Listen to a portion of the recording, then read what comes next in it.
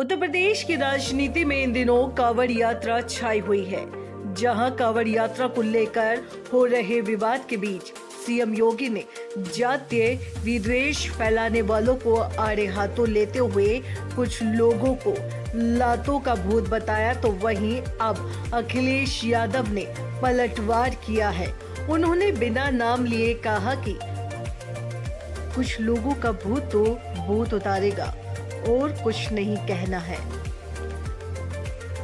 सपा अध्यक्ष ने इससे पहले एक और पोस्ट के जरिए भी सीएम योगी को आड़े हाथ लेते हुए कहा था कि लोकतंत्र में पक्षपात सरकार का सबसे बड़ा दुर्गुण होता है। तो वहीं दूसरी तरफ स्वामी प्रसाद मौर्य ने कांवड़ियों को लेकर विवादित बयान दिया है। स्वामी प्रसाद मौर्य ने कहा कि कांवड़िए नहीं है, क्योंकि इनका आराध्य भोला भाला है, तो भक्त हिंसक कैसे हुआ। कांवड़िए सत्ता संरक्षण में पलने वाले गुंडे माफिया हैं जो अराजकता फैला रहे हैं। कांवड़िए के वेश में ये पूरे प्रदेश में कानून की धज्जियां उड़ा रहे हैं।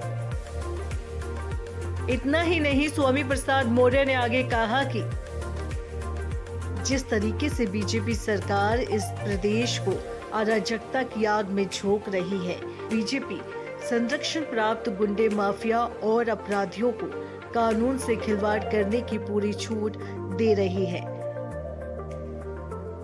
स्वामी प्रसाद मौर्य ने आगे कहा कि SC, ST और अल्पसंख्यक के किसी भी व्यक्ति से थोड़ी सी गलती हो जाती है तो उस पर दर्जनों मुकदमे हो जाते हैं और घरों पर बुलडोजर चल जाते हैं।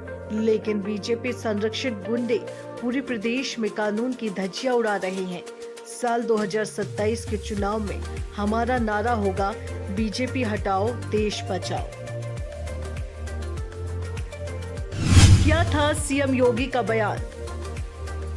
सीएम योगी आदित्यनाथ ने वाराणसी में एक जनसभा को संबोधित करते हुए कहा कि जौनपुर में मुहर्रम के दौरान ऊंचे ताजिए की वजह से दुर्घटना हो गई, जबकि उनको तय ऊंचाई का ही ताजिया रखने के निर्देश दिए। इस हादसे के बाद लोगों ने विरोध करके रोड जाम कर दिया।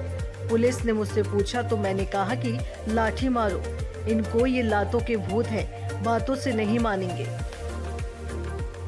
सीएम योगी के इस बयान को लेकर विरोधी दलों ने बीजेपी को घेरना शुरू कर दिया। साथ ही सीएम योगी के बयान को पक्षपात पूर्ण बताया गया।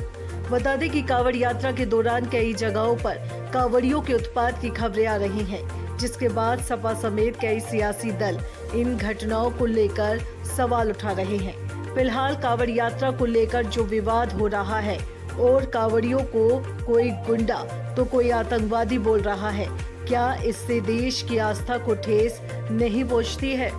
आखिर अपनी राजनीति चमकाने के लिए नेता कब तक कांवड़ियों को अपशब्द कहते रहेंगे?